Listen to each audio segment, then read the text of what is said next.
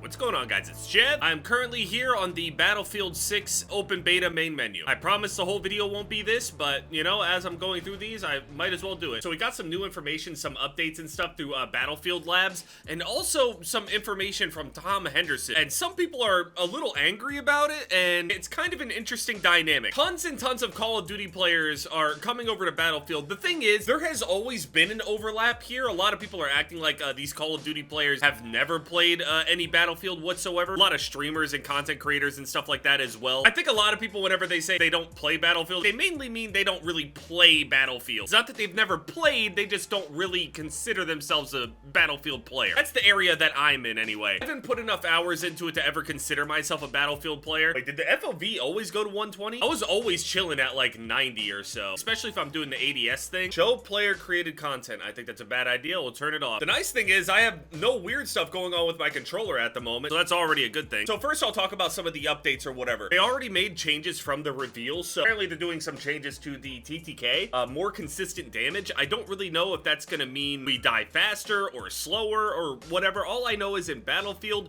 headshots will change the face of any of these fights. There are some exceptions. I don't know anything about like the usual TTK on this game, but it seems like if you land even one headshot, that is reducing the TTK drastically. Whereas in Call of Duty, there's some weapons, a lot of them really, where even if you land one headshot in between, it's not going to change the amount of shots to kill. In this game, it seems to be not the case. Now, some of the weapons might be the case, maybe like some pistols over distance and stuff like that, but crouch toggle sprint. I'll have to figure out whether I like that or not. Choose whether the comma rows should close when you release its button or when you use it again. I have no idea. Some UI changes to make it more user-friendly. The menus didn't look bad to me, but any improvement is hopefully a good improvement. They also, one of the big things of discussion, which I don't really know, like the balance, I'm trying to think of it in my head, but they moved the respawn beacon from recon, the sniper rifles, to assault. So it goes from the people that are usually in the back that can set down all of these spawn beacons and stuff. Now, it's not like a sniper couldn't sneak their way around and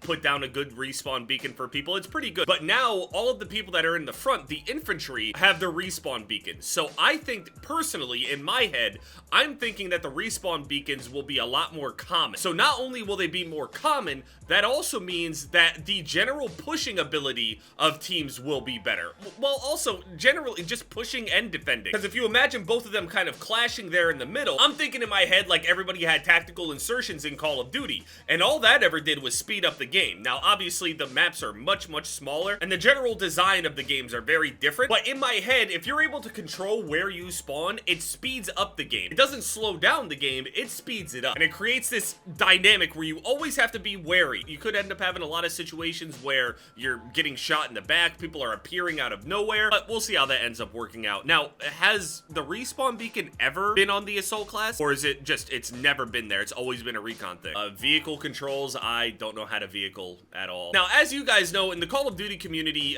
aim assist is always like a heavy discussion, especially from mouse and keyboard players, and rightfully so. You're just kind of beating a dead horse kind of situation. Not that I think that you shouldn't stop asking for things if you know that they're wrong. It is wrong. The aim assist is way too strong. I'm hoping on this game, if people get good on controller and they're still beating people, I hope that we're still not going to be hearing people cry about it. I was always on the side of nerfing the aim assist because for me personally, I feel like my aim is pretty good on controller. So nerfing aim assist, in theory, it should hurt me, but realistically, a lot of people, if they're not good at the game, the aim assist nerf will hurt them more than it ever will me. Really, it would help me against other controller players because I don't expect each and every single person to absolutely laser. They're more likely to miss. Yeah, that's what I play on. There we go. Alternate. Nice. Edit the graphics. Obviously, we don't know overall what everybody's using here, but we can turn this off, this one, turn the camera shake. The camera shake all the way down. Weapon motion blur is going to go down. All the motion blur is going to be off. The game already visually looks incredible. No reason to sit there and make everything all mushy looking. Turn off these things, no film grain or vignette, borderless, 1440p, 360 hertz refresh, soldier HUD motion. Honestly, it's probably a good idea to turn these certain things off. I don't really want my HUD shaking all around. All right, now I'll go play. A lot of people are making some really good points about this whole change with the assault having beacon. I want to be able to actually feel like I'm experiencing it as it happened. Like in Call of Duty, I feel like everything that I see every single time is like pretty much a foregone conclusion. Whereas in Battlefield, I'm just kind kind of lost. I don't really know, so it'll be really fun. They're adding some new abilities to recon to make up for them losing that beacon, but I don't really know what that is. Apparently certain classes get different buffs or something whenever they have a certain weapon on. Another thing as well is that Tom Henderson, Insider Gaming, ended up putting an article out there that says that Battlefield 6 will have skill-based matchmaking dependent on the modes. Now, I don't really know what that means. I mean, I read the article and stuff like that, but it's not like it's a very long read or whatever, but I'm seeing a lot, and I mean a lot, of Battlefield players respond to this saying like, dude, this is normal stuff. It's not like real skill-based matchmaking. It's like team balancing and stuff. It's not that kind of skill-based matchmaking that you're thinking of with Call of Duty. And a lot of people are getting mad at him saying that basically this feels like kind of clickbaity. He absolutely knows that SBMM is a really touchy subject, especially in the Call of Duty community. SBMM was almost never brought up in the Battlefield community from what I'm reading. It's not even a point of like, no one talks about. But again, if the server browser is there, which apparently it is in Portal, and I'm hoping that maybe there won't be too many restrictions and stuff like that, and maybe Portal will have some good 24/7 constant servers out there that aren't like XP nerfed or even like farming XP or whatever. Like, I would like to get a nice official 24/7 thing on whatever the best map is, the community favorite map, and we could just stay in there the entire time. That whole, like, the server browser bypasses SBMM, and on top of that, some people are saying that there is SBMM in 2042, for example, but again, they keep saying it is basically only team balancing, or at the very least, like, skill. It's not like the prioritized thing. Of course, it farmed a whole bunch of doom and gloom and stuff like that, because really one of the main appeals of Battlefield is how organic it feels. It still feels like one of the older games where things are not being like curated and tailored to either make you win or lose, or at the very least make the player feel that way. Battlefield still has very, very organic elements about it. The game doesn't feel so serious overall, even though it's got like a serious coat of paint or whatever. The game is still all about having fun and just doing bullshit.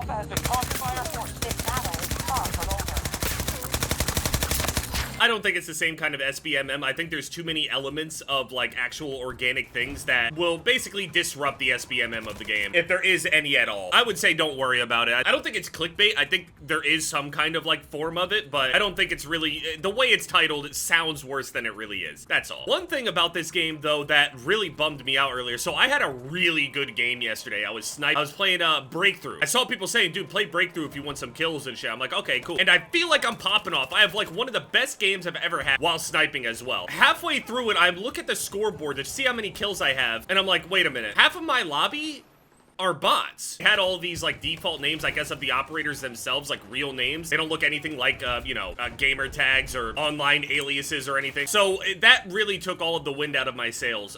Is there a way to like play Breakthrough without playing against AI? Because I want to play against real people. Why would I play online if I'm playing against bots? It doesn't make any sense. Now, obviously, like half of the lobby was real people like myself, but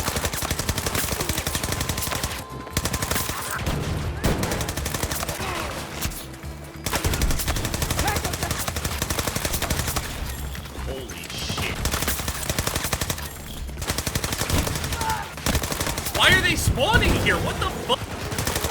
Yeah, let me know what you guys think down in the comment section about all this stuff. I mean, everything sounds good. I think a little bit of the skill-based matchmaking stuff is blown up a little bit. Of course, people will have things to complain about. I think that people have kind of gotten over the whole no pre-orders thing. People have completely bought into the hype entirely. For better or for worse, I'm not entirely sure, but it's the most pre-ordered game over on Steam. As expected, though, to be honest with you. This whole no pre-orders thing almost never works out. Me personally, I haven't pre-ordered yet, but not because I don't believe in the product, but because I don't need to right now. I can do it later or just buy it when it comes out. It doesn't really matter. I think that the beta will go over well, but I am expecting some kind of issue in some way. I feel like people are going to be begging for extensions, and there's probably going to be like half a day or something where people can't play at all, or some like maybe the server will go down or the server will stay up, but then there's like some sort of error code thing that pops up whenever people try to join a game or something. I don't know. That's what I'm expecting. I'm not expecting the beta to go very smoothly. Hopefully we'll be able to actually play a good amount, but as we know,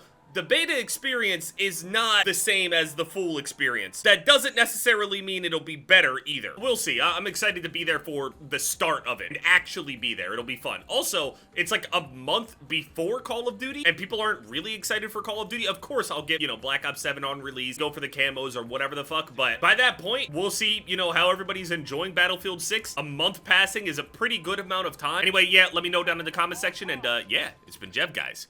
Later.